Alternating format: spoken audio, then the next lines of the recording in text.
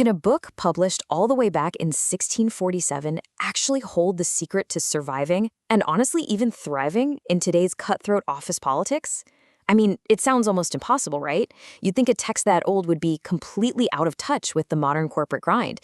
But what if I told you that human nature hasn't really changed a bit in 400 years?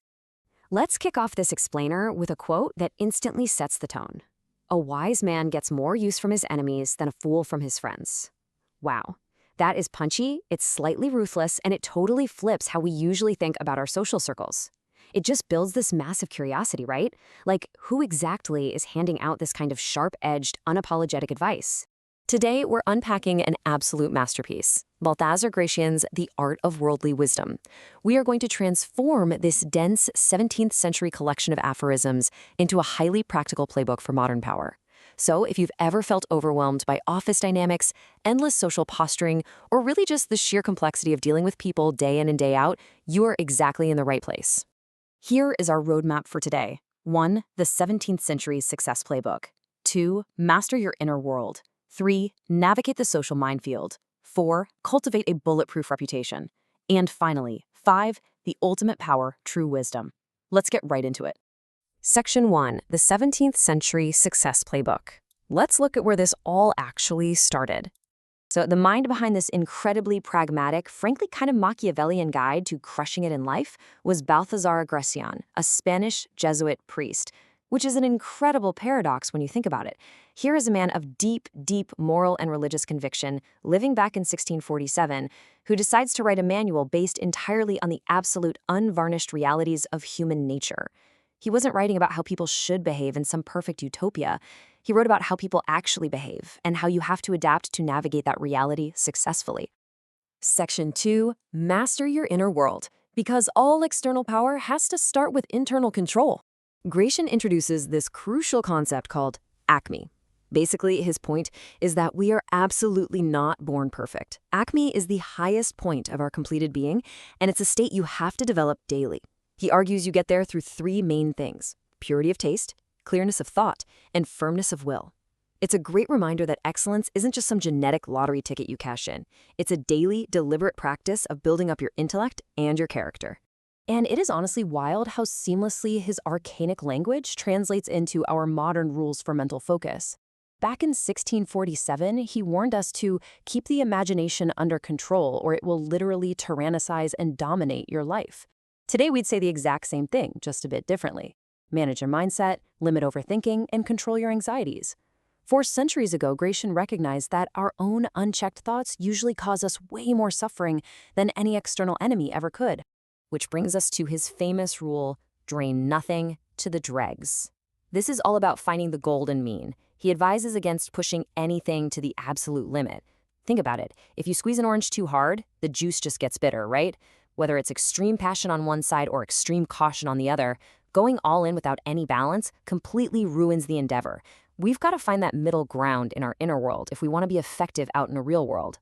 Section 3. Navigate the social minefield. This is where we deal with friends, enemies, and everyone in between. So here, Gracian literally maps out exactly who we should let into our orbit. He says, associate with the wise, the lucky, and honorable men, but strictly avoid fools, the unlucky and dishonorable men.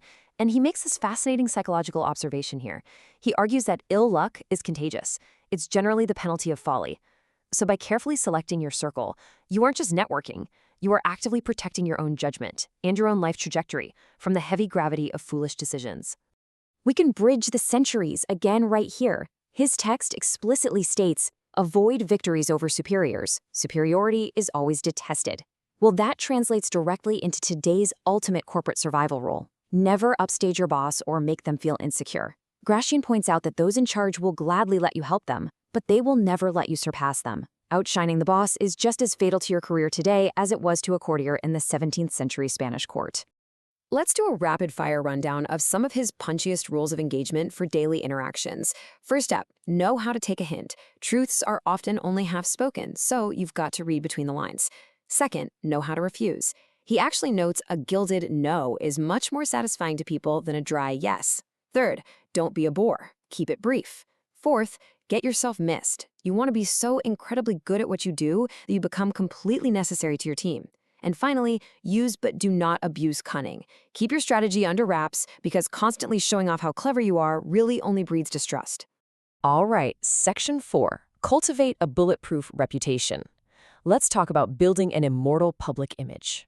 Now, here is one of his most pragmatic and, maybe slightly cynical observations about reality versus appearance. He writes, "Things pass for what they seem, not for what they are." The takeaway is that just being right or being the most skilled person in the room isn't enough. You have to master the optics of appearing right. A polished exterior is the absolute best recommendation of your inner skills to a world that, let's be honest, mostly judges by what it sees on the surface. And then there's this really fascinating concept he calls menial. It's a warning about an excellence that becomes abused simply by being too common.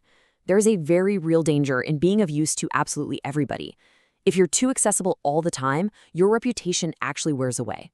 People start taking you for granted, and that eventually breeds contempt.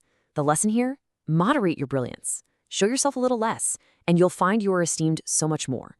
Gracian even builds a strategic framework for dealing with your own anger, which he terms the art of passion. To him, even an emotional outburst should be a totally calculated move. Step 1, announce you are in a passion, so it becomes a deliberate act. Step 2, keep control of your attention. Never, ever let the rage blind your actual judgment. Step 3, halt while running.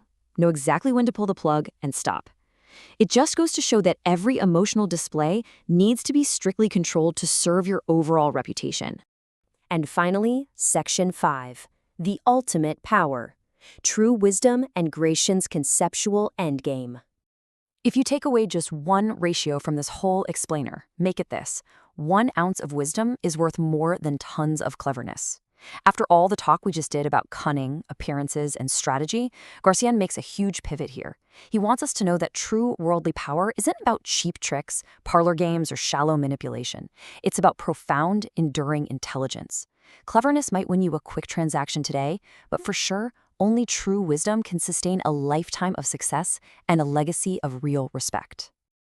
Let's just sit with this ultimate ideal for a second. Gracian calls for us to be a man without illusions. He writes that the discovery of deceit was always thought the true nourishment of a thoughtful mind. His endgame isn't about you tricking others. It's about making sure the world can never trick you. It's all about stripping away society's illusions, peering past those superficial appearances we talked about, and seeing the pure, unvarnished truth underneath it all.